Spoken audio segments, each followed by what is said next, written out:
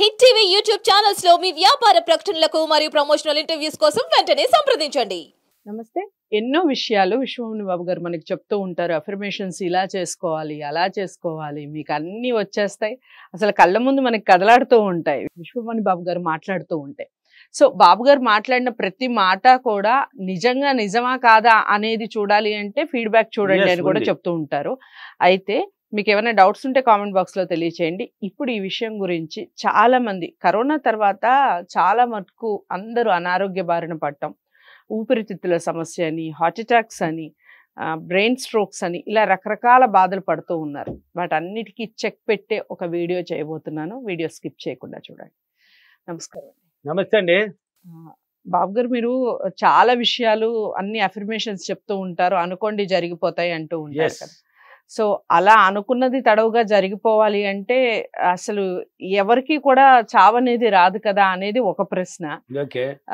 రెండోది ఏమిటి అంటే అనారోగ్యంతో ఉన్నటువంటి వారు ఆరోగ్యంగా ఉండటానికి అసలు సృష్టికి ఎలాంటి సంకేతాలు మనం పంపాలి చెప్పండి. ఖచ్చితంగా థాట్స్ అనేది ఖచ్చితంగా రిలీజ్ అవ్వాల్సిందే. ఇప్పుడు మంచి క్వశ్చన్ వేశారు. ఇది ప్రతి మానవుడికి అవసరమే కదా ఆరోగ్యం అనేది. ప్రతి మానవుడు ఆరోగ్యం ఉంటేనే వాడు ఏమైనా చేయగలుగుతాడు. అనారోగ్యంలో ఉంటే ఏమవుతుంది? కూరుకుపోతాడు, అక్కడికి స్టాప్ అయిపోతుంది.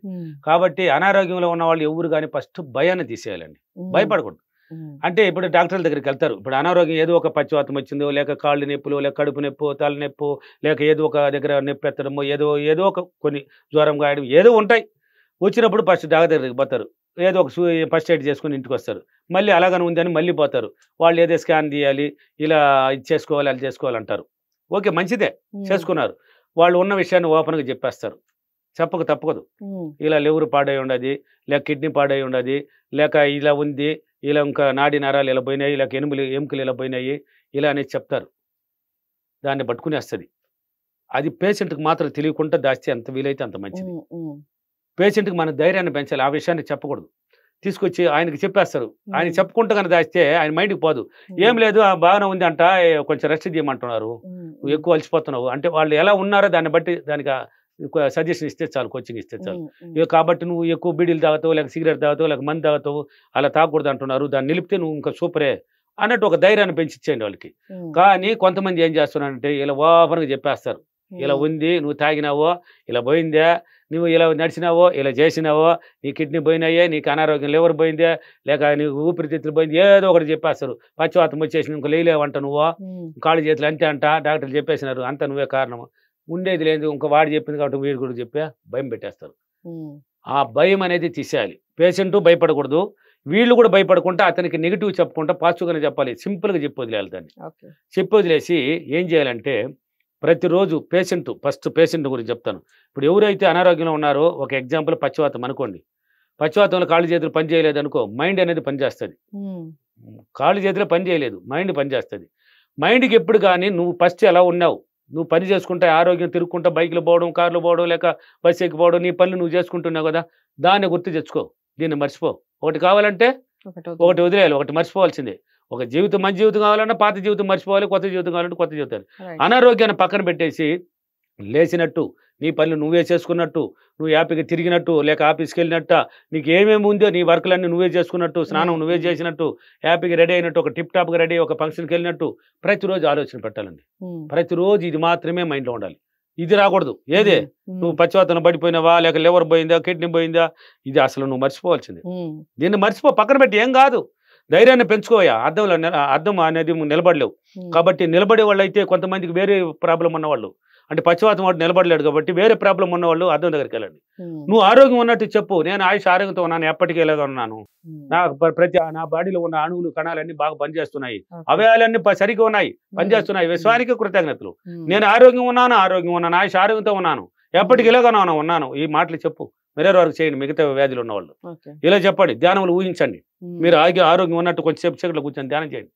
ఆరోగ్యం ఉన్నట్టు ఊహించండి. ఈ పచ్చివాతంలో ఉన్నవాడు పరిస్థితి ఏంది, అక్కడికి పోలేడు, ధ్యానము చేయలేడు. కళ్ళు మూసుకుంటే నిద్ర అనేది ఒకటి వస్తుంది కదా, నిద్రపోకముందు నువ్వే కళ్ళు మూసుకో. ఆయనకి ఇంట్లో వాళ్ళు చెప్పించాలి.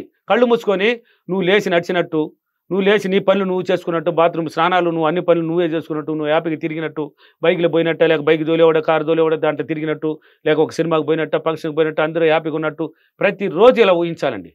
మైండ్కి బాగా ట్రైనింగ్ ఇచ్చాలి. ఇలా ట్రైనింగ్ ఇచ్చినారంటే ఏమవుతుంది అంటే మైండ్కి బాగా అంటే ఇది మర్చిపోతుంది, ఇది అది కాదు కావాలి నీకు, ఇది వద్దు కదా, దీన్ని పక్కన పెట్టేస్తుంది, దాన్నే పట్టుకునేస్తుంది, క్యాచ్ చేస్తుంది. దానికి ట్రైనింగ్ ఇచ్చినామంటే ఎప్పుడు లేస్తావో నీ నాడినాలో నీకు ఎప్పుడు పని చేస్తుందో నీకే తెలియదు, అకస్మాత్తుగా లేచి వచ్చేస్తావు. దీనికి ఎగ్జాంపుల్ నా దగ్గర లేదు, మీ సెల్లుల్లోనే ఉన్నాయి, లైవ్ లో ఉంది, ఫీడ్బ్యాక్ లో ఉంది, నా క్లాసులు ఉంది కదా, తిరుపతి, అనంతపూర్, కర్నూలు, బెంగళూరు, వైజాగ్, రాజమండ్రి, విజయవాడ, హైదరాబాద్ లో ఉంది కదా. మొన్న ఈ మధ్యన తిరుపతిలో ఫీడ్బ్యాక్ వదిలాను, చూడండి, దాంట్లో ఉంది. ఒక అతనికి పశ్చాత్తం పడిపోయింది, నా శిష్యుడు అతను, వయసు అయిన అతను, నా సబ్స్క్రైబర్ భలే చూస్తాడు, పిచ్చిగా నా వీడియోలు భలే ఇంట్రెస్ట్ గా పనులు చేసుకుంటాడంట. ఉన్నట్టుండి 62 పైన ఆయన వయసు పడిపోయింది, డాక్టర్లు తిరిగారు, అయిపోయింది అనేసినారు, వచ్చేసినారు. ఆయన నా పిచ్చి పని నేను చెప్పించాను, అలా చేసినాడు. ఆయనకి ఆల్రెడీ మైండ్ థాట్స్ నెగిటివ్ కాకుండా పాజిటివ్ ఉంది ఆయనకి. వీడియోలు చూసి ఆయన పట్టుకున్నాడు, ఆయన కొన్ని విషయాలు చెప్పాను, ఆల్రెడీ వాళ్ళ ఇంట్లో వాళ్ళతో చెప్పాను, ఆల్రెడీ చేసుకున్నారు. 3 నెలలు కరెక్ట్ గా ఊహించాడండి అతను. పడకలేనే ఏమి లేచేది, కూర్చొని పెట్టేదానికి ఒక మనిషి అంట, నోట్లో అన్నం పెట్టేదానికి ఒక మనిషి, స్నానానికి తీసుకుపోయి స్నానం చేయించేది, బట్టలు మార్చేది, తీసుకొచ్చి పండబెట్టేది. ఇలా ఉన్నారు 3 నెలలు. ఆయన ఊహించాడు, వాళ్ళ ఇంట్లో వాళ్ళకి చెప్పాను ఇలా ఊహించండి. ఒకరోజు అకస్మాత్తుగా లేచి ఆయన పోయి బాత్రూమ్కి వెళ్తున్నాడు అంట, లేచి మైదానానికి వెళ్ళిపోతున్నాడు అంట. ఇంట్లో వాళ్ళు ఎక్కడ నాయన కనబడలేని చూస్తూ పోతున్నాడు అంట.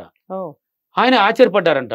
చూసి ఏంటంటే వాళ్ళు అవతలు అడిగితే ఏంది ఎలా అంటే, నా గురువు గారు చెప్పాడు, ఎప్పుడు లేస్తుందని తెలియదు, లేచేస్తావు అన్నాడు, లేచి వెళ్ళిపోయాడు. ఆయనే వచ్చి నా క్లాసులో పశ్చాత్తంలో పడిపోయిన అతనే వచ్చి నా క్లాసులో వచ్చి ఫీడ్బ్యాక్ ఇచ్చాడండి. ఆ ఫీడ్బ్యాక్ మీ ముందర ఉంది. ఆయన ఆరోగ్యం కాకుండా వాళ్ళ అమ్మ ఆరోగ్యాన్ని కూడా కాపాడుకున్నాడు, మైండ్ పాజిటివ్ గా. వాళ్ళ అమ్మ ఉన్నట్టుండి ఒకరోజు ఆయన వయసు అయిన ఆమె ఆ అంబులెన్స్ వేసుకుని వెళ్ళినారంట వాళ్ళ అన్న అందరూ, ఈయన పడకలో ఉన్నప్పుడు. ఈయన బాగా ఊహించుకున్నప్పుడు మా అమ్మ ఆరోగ్యం వచ్చేసింది, బాగా బలంగా ఊహించినాడు, చేసినాడు, ఉన్నట్టు ఉండి ఏదో లేచి నడిచి వస్తున్నాడు. అయితే ఇక్కడ ఒక విషయం ఏంటంటే, ఇలా అందరూ ఆలోచిస్తే మనం అనుకున్నట్టుగా ప్రతి ఒక్కరు ఎవరికి వాళ్ళుగా ఆలోచిస్తే అసలు చావు రాదుగా. చావు అనేది ఉందండి, సృష్టి ధర్మం. ఎన్నాళ్ళు ఇక్కడే ఉంటే నెక్స్ట్ బర్త్ ఒకటి ఉందండి, ఇంతవరకే లిమిట్ అనేది ఉంది. నేను ఇక్కడనే నేను యవ్వనంగానే ఉన్నానంటే ఉంటాను, యవ్వనంగానే చూపిస్తూనే ఉంటది. ఐఎమ్ యూత్ అంటాను నేను. మీరు ఏమన్నారు నా దగ్గరకు వస్తే, విశ్వమణి గారు స్లిమ్ గా ఉన్నారని అడిగలేదు నన్ను వచ్చింది, ప్రసాద్ గారు అడగలే నన్ను స్లిమ్ గా ఉన్నారని. నేను అనుకుంటున్నాను కాబట్టి స్లిమ్ గా వస్తానండి, అంతకుముందు చూడు లావుగా ఉన్నాను లేదా.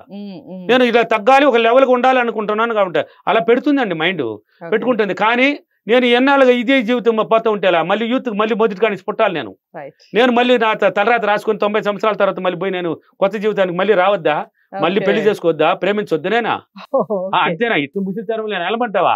మళ్ళీ జీవితం ఉందండి నాకు, అలా ఆలోచిస్తాను. కాబట్టి సావు అనేది ఒకటి, సృష్టి ధర్మం అనేది ఒకటి ఉంది, అది ఉంది. ఆ ధర్మంలో మనం ఎలా ఉండాలనేది క్రియేట్ చేసుకోవాలి, అందుకే మెథడ్ ఉండేది. ఓకేనా? ఇలా ఆలోచించి ఆయన చూడు, ఆ ఫీడ్బ్యాక్ చూడండి. వాళ్ళ అమ్మని గురించి ఏం చెప్పాడు, ఆయనకే ఒక వీడియో ఇచ్చాను, ఒక ముస్లిం ఆమె కూడా ఉంటది, ఇంకొక వీడియో. అంతే, వాళ్ళిద్దరే చెప్పారు ఆ ఫీడ్బ్యాక్ ఎలా జరిగింది ఆయనకి. అది హైదరాబాద్ ఫీడ్బ్యాక్ చూడు. ఒక సెంట్రల్ గవర్నమెంట్ ఎంప్లాయర్, ఉదయం మాత్ర రాత్రి మాత్ర, ఉదయం మాత్ర రాత్రి మాత్రలు 1, 2 కాదు 10, 12, 3 నెలలకు ఒకసారి స్కానింగ్. ఆ స్కానింగ్ ఎలా పోయింది, మాత్రలు ఎలా పోయింది, ఆయన ఆరోగ్యం ఎలా వచ్చేసాడు, ఆయనకి ఎట్లా మర్చిపోయింది. అది నువ్వు మాత్రం వేయాలనుకున్నావంటే వేయిస్తూనే ఉంటది, దాన్ని మర్చినావంటే అది మర్చిపోయి నువ్వు ఆరోగ్యం ఉంటావు. చూడు, ఆ ఫీడ్బ్యాక్లు ఉన్నాయి చూడండి. ఏదైనా సాధ్యమండి. అనారోగ్యంగా ఉన్న వాళ్ళు ఎలాంటి అఫర్మేషన్స్? నేను ప్రతిరోజు చాలా సంతోషంగా, చాలా ఆనందంగా, చాలా ఆరోగ్యంగా, డబ్బు సంపదతో అనుభవిస్తూ హ్యాపీగా నా పనులు చేసుకుని ఆరోగ్యం ఉన్నందుకు డబ్బులకి, విశ్వానికి చాలా చాలా కృతజ్ఞతలు. ఫైనల్ గా మళ్ళీ డబ్బు కావాలండి. సో అనారోగ్యంగా ఉన్నటువంటి వారు ఎలాంటి అఫర్మేషన్ చేసుకోవాలి అనేది చాలా చక్కగా వివరించారు విశ్వమోహన్ బాబు గారు. మీరు ఖచ్చితంగా ఫాలో అవ్వాలని కోరుకుంటున్నాం. వీడియో ఎలా అనిపించింది అనేది కామెంట్ బాక్స్ లో తెలియజేస్తూ మాక్సిమం అందరికీ లైక్ చేసి షేర్ చేసే ప్రయత్నం చేయండి. ఛానల్ని సబ్స్క్రైబ్ చేసుకోండి. ఇక బాబు గారిని మీరు కలవాలి అనుకుంటే స్క్రీన్ మీద కనపడే నెంబర్కి కాల్ చేయండి. తదుపరి వీడియోతో మళ్ళీ కలుద్దాం. నమస్తే.